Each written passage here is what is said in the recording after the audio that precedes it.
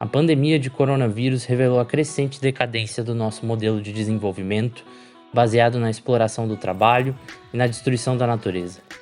Apesar da pandemia ter sido prevista pela ciência mundial e antecedida por uma série de epidemias em vários países do mundo, a propagação global do vírus mostrou a incapacidade da classe dominante e suas instituições de enfrentá-la eficazmente. Em vez de combater o vírus, as instituições burguesas aproveitaram o estado de emergência para aumentar a repressão, o saque do patrimônio público e o desmantelamento socioambiental.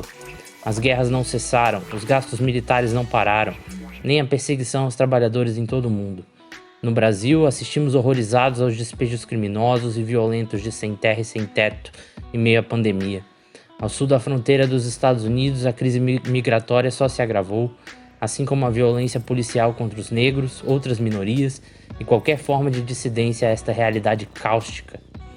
Enquanto as megacorporações e os bancos comerciais multibilionários foram socorridos por pacotes de estímulo e injeções de liquidez cada vez mais generosas, em todo o planeta são as massas populares as vítimas do desemprego e da fome. Como chegamos a esse ponto? Onde estavam as organizações populares?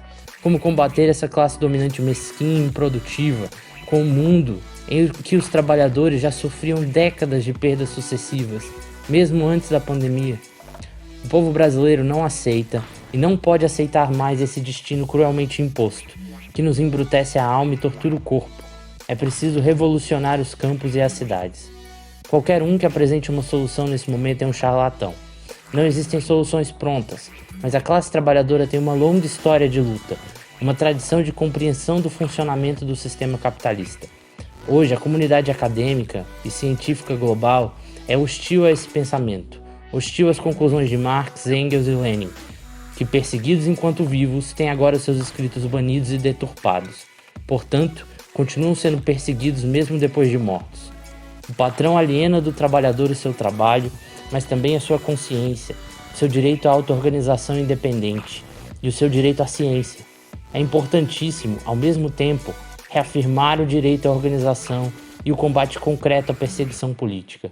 Este é certamente um dos principais problemas da classe trabalhadora, a única forma real pela qual a burguesia consegue manter a sua dominação de classe.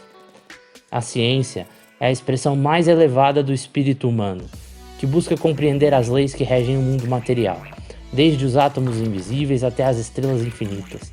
Ela nos revela as maravilhas do cosmos e nos estimula a questionar e a raciocinar.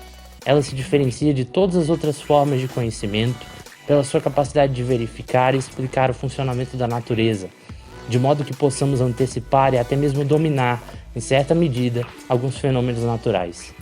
Ao longo da história, por meio do trabalho coletivo e da inteligência de milhares de seres humanos, ela melhorou as condições de vida, multiplicou a riqueza e proporcionou mais segurança para os habitantes deste planeta.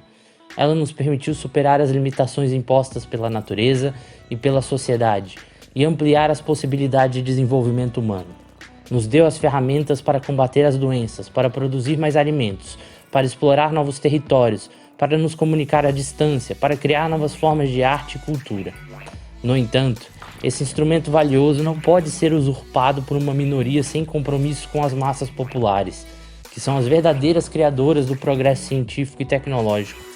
Essa minoria, que controla os meios de produção e de comunicação, usa a ciência para seus próprios interesses egoístas, para explorar e oprimir a maioria da população.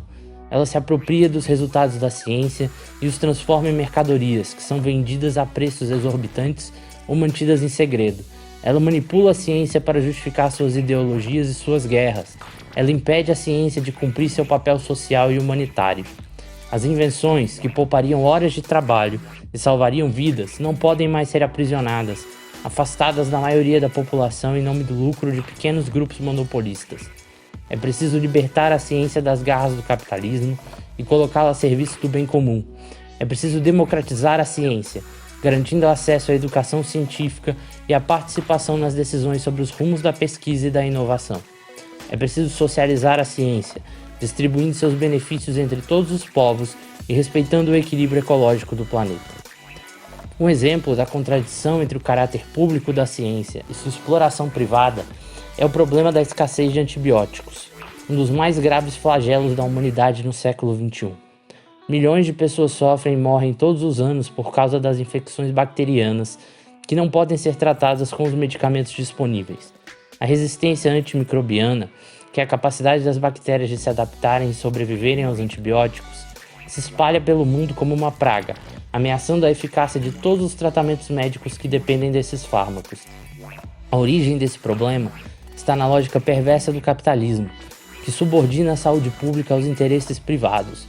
As grandes corporações farmacêuticas, que dominam o mercado mundial de medicamentos, não investem na pesquisa e no desenvolvimento de novos antibióticos, pois não veem neles uma fonte de lucro suficiente. Ao mesmo tempo, elas promovem o uso indiscriminado e irracional dos antibióticos existentes, para aumentar suas vendas e seus lucros. Essa prática contribui para acelerar o processo de resistência antimicrobiana, tornando os antibióticos cada vez mais ineficazes. A solução para esse problema não pode ser encontrada dentro dos limites do sistema, que é incapaz de planejar racionalmente a produção e a distribuição dos bens sociais. É preciso romper com a lógica do mercado e da propriedade privada, construir uma nova ordem social baseada na cooperação e na democracia.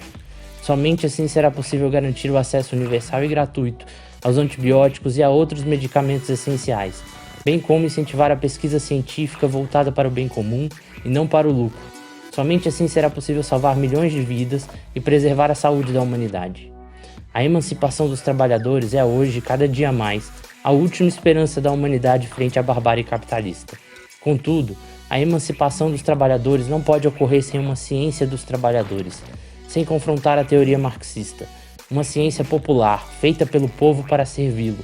É possível, mas precisa ser construída aqui e hoje.